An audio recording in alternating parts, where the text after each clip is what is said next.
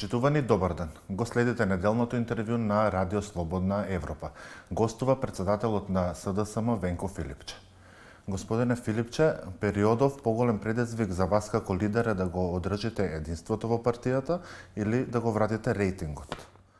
Гледайте, јас се занимавам со менаџирање на еден комплексен систем, што се вика политичка партија, кога се менаџира голема политичка партија како СДСМ, обврска и задача на председателот е да ги знае сите трикови. Така да ги менаџирам луѓето, различните желби, интереси, различните доживувања. Во контекст на тоа имавме успешен конгрес пред практично една недела, на која што се разви навистина добра и продуктивна дебата. Тој конгрес, согласно статутот, беше конгрес на кој што се разговараше и дебатираше за изборните резултати од локалните избори во 25-та година, меѓутоа како и секогаш се отворија многу други теми, имаше одлични предлози, имаше одлични сугестии и од таа дебата практично веќе сега во партиските тела и органи се структурираат предлог промени во делот на статутот, кој што се на барање на членовите, што значи дека владе една навистина демократска атмосфера во која што секој глас е важен, секој еден глас се слуша и секој може да се инкорпорира, секој конструктивен и продуктивен предлог да се инкорпорира во тоа што значи партиско работење и начин на креирање на политиките. И во другиот дел, враќањето на рейтингот, нешто за што сметам дека прво е потребно време, меѓутоа времето постепено поминува и сум прилично сигурен, и некои наши истражувања кои што ги правевме непосредно сега во изминатите 2 недели укажуваат на тоа дека перцепцијата кај граѓаните постепено се менува. Свесни се дека оваа власт не може да ги испорача лажните политики кои што ги ветуваше и дека практично СДСМ е единствениот државотворен фактор кој што може вистински да се грижи за државата. Сметате дека можете тоа да го постигнете со заострената реторика која што се забележува во последно време и на пресконференции, во соопштенијата? Не само што сметам, јас сум сигурен. Ние за таа реторика, каква и да е, имаме сериозни аргументи. Работите на кои што укажуваме дека државата не оди во добар правец. Изолацијата во која што оваа власт не тера криминалните тендери, постапки кои што ги организираат за своји луѓе. Врските со Путин кои што се видливи на ниво на вице-премиер на владата, влезот на сомнителен капитал од Србија, понатаму маргинализацијата од сите меѓународни институции, настапот на нашиот премиер во Давос, кога ниту еден политичар не го прими. Сето тоа ни укажува дека државата не оди во добар правец. Дополнително на тоа, немањето добри политики за граѓаните.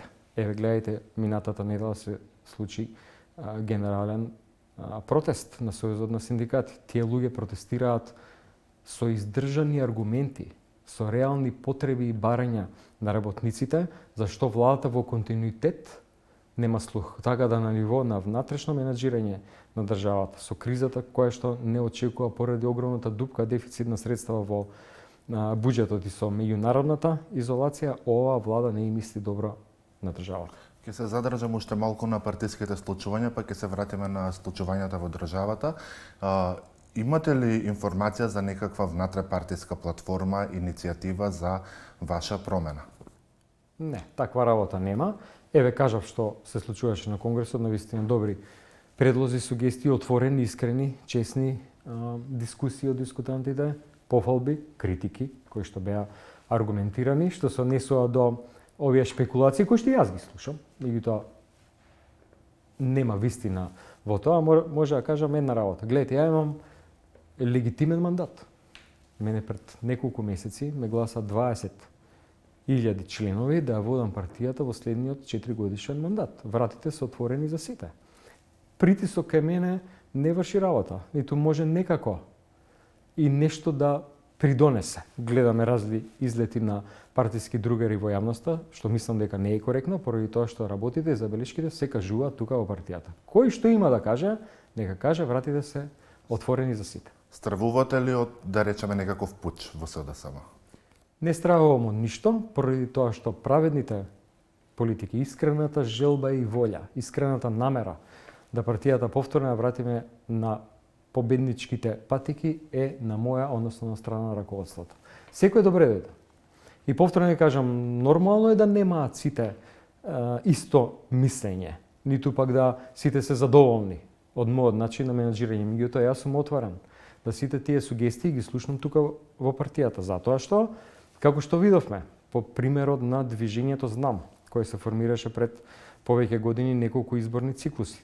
Тоа е единствено на што во насока на која што оди таа фрагментација на СДСМ, оди во корис на ВМРО-ДПМН. И ние знаеме за таа комуникација и поддршка која што има и во периодот кога се формираше, а сега и формално, кога се во коалиција. Знам и ВМРО-ДПМН. Тоа се поранешни наши членови. Значи, секоја дополнителна фрагментација на партијата оди единствено во корис на ВМРО-ДПМН. И, за жал, во никаква корист за граѓаните или за државата. Обвинителството оформи предмет за наводни притисоци од вас како министар за здравство и поранешниот премиер Заев врз докторот Џан Митрев за продажба на неговата клиника. Дали воопшто сте воделе некакви разговори со докторот Џан Митрев? Никакви разговори во овој контекст. Тука се поставува прашањето зошто Жан до сега не го направил тоа? Зошто Жан Митрев до сега не поднел пријава во обвинителство? И зашто сега, откако го објави на тој начин во јавноста, не поднесе пријава во обвинителство. Туку чека да обвинителството го направи по допрен глас. Очигледно е дека нешто не е како што треба и како што кажа во јавноста и претходно, очигледно е дека станува збор за монтиран случај. Повторно, некој монтиран, измислен рекет случај. Но, како и да е, ќе чекам обвинителството да се изјасни, а од кој ќе констатира дека ништо од тоа не е вистина, тогаш ќе поднесам приватна тужба против Џан Митрев за нарушување на чест и углед, заради тоа што тоа за мене е највредно во животот. Јас сум ако трпно сум работел и не корумпирано, ниту на клиниката за неврохирургија, ниту во рамките на мојата јавна функција во Министерството за здравство, немало системска корупција. И нема дозволам некој да ми го валка честа и угледот, заради тоа што за мене тоа е највредно. Ја обвинувате власта за оска со Александар Вучич и Виктор Орбан. На што ги темелите ваквите тврдења за врска со српската и со унгарската влада? Не ги обвинуваме ние. Тоа стои напишано во извештајот на Европскиот парламент. Тоа го констатирале европските институции, а ние сме само сведоци дека секојдневно се случува. Врската со Орбан преку кредитот кој што стигна од сомнително потекло од милиарда евра, за кој што никој не знае, ниту кажува каде се парите. Очигледно дека се потрошени. Требаше бидат наменети за општините, требаше бидат наменети за компаниите. Нема никаков отчет. Целосно нетранспарентно за земање на тој заем и уште понетранспарентно трошење на внимавајте милиарди евра кои што ќе ги враќаат следните генерации. Не знаеме каде се. Понатаму, каква е таа релација на вице-премиерот Стоилковиќ со луѓе блиски на Путин? Со средби, со ноќните волци, луѓе блиски до Путин. Пазите, вице-премиер во државата го прави тоа. Понатаму, следниот аргумент. Доаѓањето на Алта банка, за кој што знаеме, кој ги прати медиумите во соседството, се знае дека е тоа сумнителен капитал. Која што банка беше одбиена од земја членка во Европска унија, која сака да влезат во и да функционираат и да работат во Европска унија. Па што сме ние? Отпад во кој што може све да се смести. Значи не сме ние тие кои што обвинуваме. Тоа го кажува Европа, констатирано е од страна на Европскиот парламент, внесено е официјално во извештајот за Северна Македонија, а ние само го аргументираме дополнително со вакви случаи за кои што внимавајте, во ниту еден момент нема демант од нашата влада. За таа врска зборите дека ги штити интересите на Русија на Балканот. Го споменавте вице-премиерот Стоилковиќ. Може ли да посочите други конкретни примери за релации со Москва? Зарем не ви е доволно што сме целосно изолирани и не се прави никаков чекор напред кон Европската унија? Зарем не ви е доволно тоа што оваа влада има антиевропски манири на практикувањето на власта? Еве спомнав неколку, ќе додадам уште некој. Освен сомнителниот капитал од Србија, освен врските со луѓето кои што се блиски на Путин. Што се прави за да се продолжи европскиот пат на земјата, кој што е стратешки правец? Од моментот кога сме ние независна држава, од 90-тите години, не се прави ништо. намерно се влошуваат односите со соседите.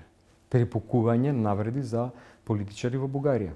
Изјави на премиерот дека го вратил уставното име, па стигнува протестна нота од Грција. Тоа не е во манирот на добрососедските односи.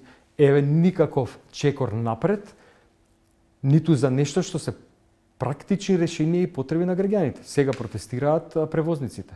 Па сето тоа е поради тоа што оваа влада воопшто нема намера да направи никаков чекор ниту во реформите. Не донесе ниту еден, само еден реформски закон.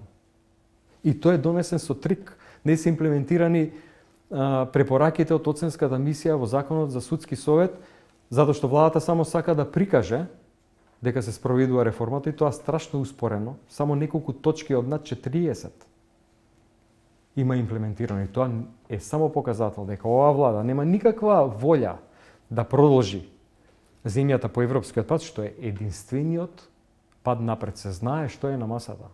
На масата има и конкретен предлог. И оваа влада мора да знае дека треба да престане да ги лаже граѓаните. Ветува измена на преговарачката рамка. Не е возможно да се случи.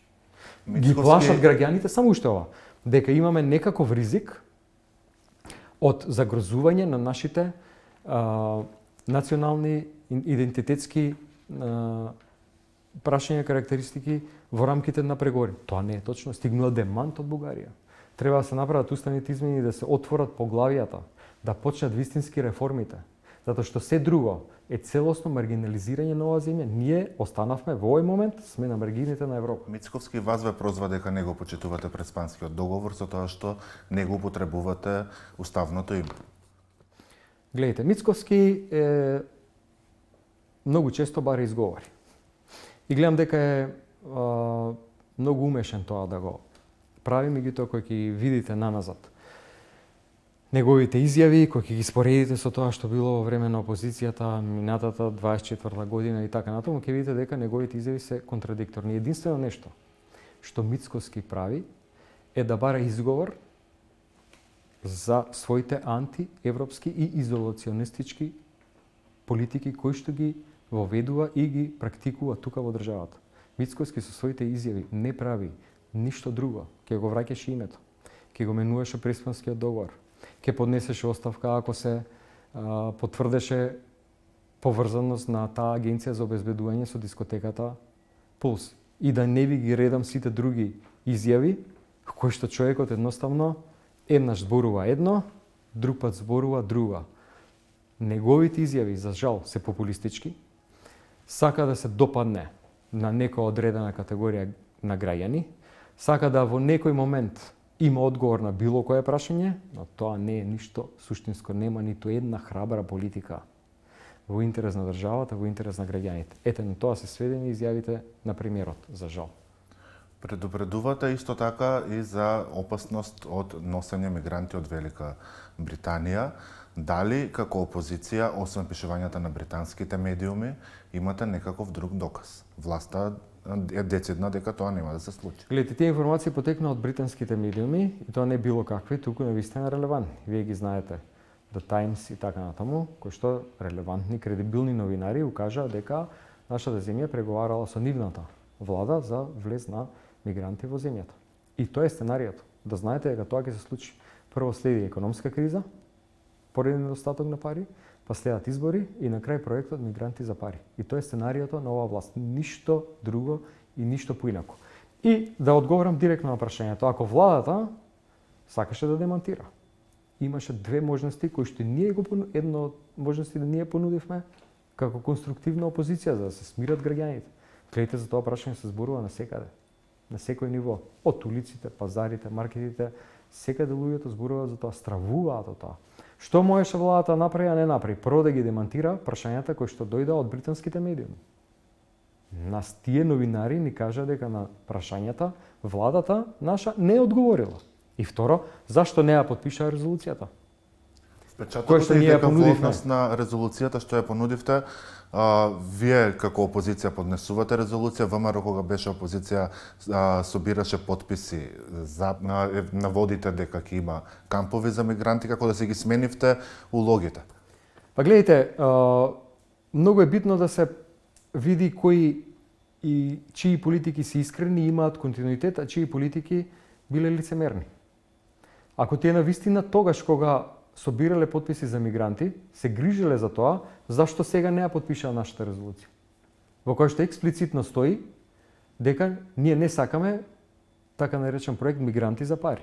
Или во контекст на овие актуелни случувања со протестите на Сојузот на синдикати. ВМРО ДПМН исто така ги поддржуваше кога беше во опозиција. Се поставува прашањето: зошто кога беа во опозиција ги поддржуваат тие протести, а за зголемување на платите, иако тогаш имаше континуирано зголемување на платите, пошто нашата влада тоа го правеше. А сега кога има, само кратко, сега кога имаат механизми и можност тоа да го направат, тоа не го прават.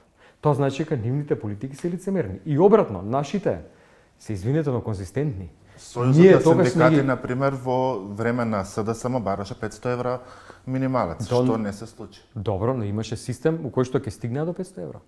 Ова влада ги запре на 400. И тоа е факт. Од 400 таа плата не беше 400 евра, а цело време минималната плата беше 150 евра, да ја потсетам. Па ние повеќе од 100% ја зголемивме. Значи имаше континуиран процес на раст. Како се гледа дека нашите политики не се лицемерни, туку се конзистентни. Тоа што и сега, и тоа не сега апропо протестите, во 24-та поднесовме исто така закон да се зголеми минималната плата, која што ова власт го одби. Ајде да видиме сега што ќе прават во законот кој што го поднесуваме во собранието, у која што, пазете, легитимни се барањата на работниците, луѓето не може крај со крај да врзат. Па ни 2, ни 3 плати не се доволни за синдикалната кошничка. Третина оди за храна, пијалок, струјата поскапе, сметките сега ги поскапеа градоначалниците на ВМРО ДПМН. Неколкократно порасна комуналните трошоци. Каде се другите трошоци за образование на деца? Тоа се реални потреби на работниците. Не може оваа влада да затвора очи и туку така да ги откачува, додека премиерот откажуваш колку ќе се трошело струја у регионот у следните 100 години. Дали очекувате дека власта без ваша согласност ќе укине техничката влада? Да, апсолутно. Очекувам да ги продолжи тие авторитарни манири во кои што нема слух за предлозите на опозицијата, нема аргументи и туку така ги откачува и еве ги нашите аргументи.